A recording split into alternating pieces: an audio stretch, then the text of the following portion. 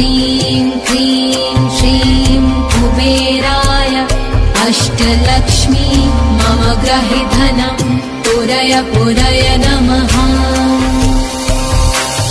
ॐ ह्रीं श्रीं क्लीं श्रीं कुबेराय अष्टलक्ष्मी मम गृहे धनं पुरय पुरय नमः। ॐ ह्रीं श्रीं क्लीं श्रीं कुबेराय अष्टलक्ष्मी मम गृहे धनं पुरय पुरय नमः।